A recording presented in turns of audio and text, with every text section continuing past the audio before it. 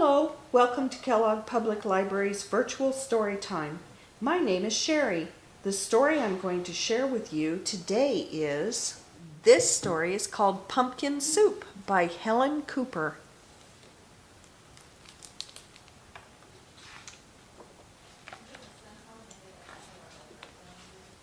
Pumpkin soup. Deep in the woods, there's an old white cabin with pumpkins in the garden. There's a good smell of soup, and at night, with luck, you might see a bagpiping cat through the window, and a squirrel with a banjo, and a small singing duck. Pumpkin soup, the best you ever tasted, made by the cat who slices up the pumpkin, made by the squirrel who stirs in the water, made by the duck who scoops up a pipkin of salt and tips in just enough.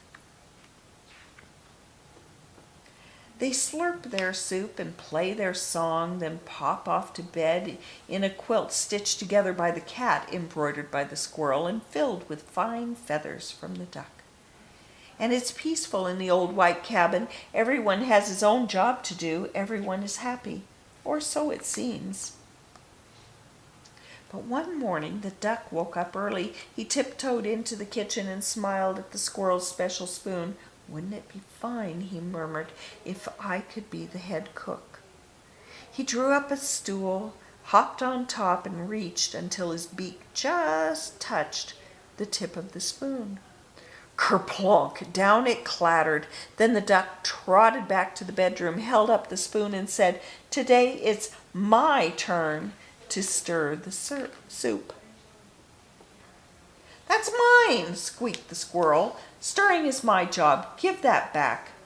"You're much too small," snapped the cat. "We'll cook the way we always have." But the duck held on tight until the squirrel tugged with all his might, and whoops! The spoon spun through the air and bopped the cat on the head. Then there was trouble, a horrible squabble, a row, a racket, a rumpus in the old white cabin. "I'm not staying here," wailed the duck. "You never let me help with anything." And he packed up a wheelbarrow, put on his hat, and waddled away. "You'll be back," stormed the cat, "after we've cleaned up." And the squirrel shook his spoon in the air, but the duck didn't come back, not for breakfast, not even for lunch. "I'll find him," scoffed the cat. "He'll be hiding outside. I bet he's in the pumpkin patch." But the duck was not in the pumpkin patch. They could not find him anywhere.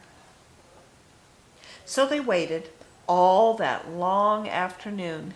The cat watched the door. The squirrel paced the floor.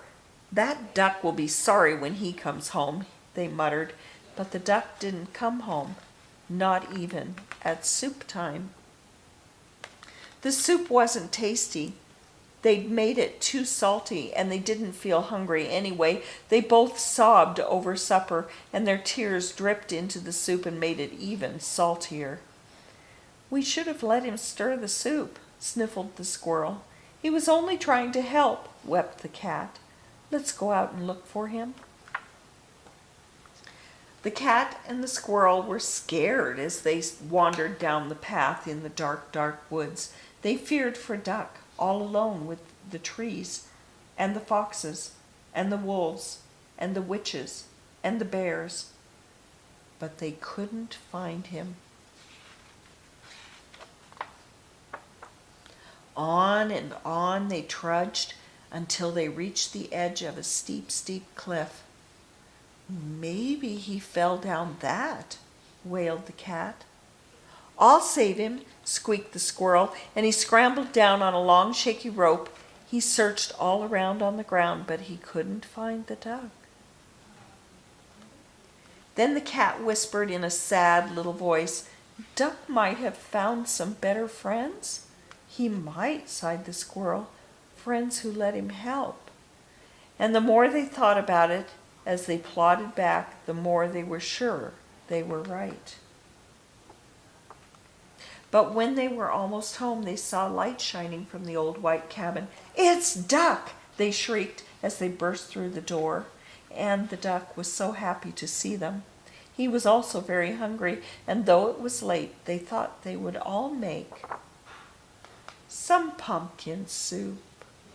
When the duck stirred, the cat and the squirrel didn't say a word, not even when the duck stirred the soup so fast that it slopped right out of the pot, not even when the pot got burnt. Then the duck showed the squirrel how to measure out the salt, and the soup was still the best you ever tasted. So once again it was peaceful in the old white cabin until the duck said, "I think I'll play the bagpipes now." Oh my goodness. That's the end of our story. I hope you had fun. See you next time.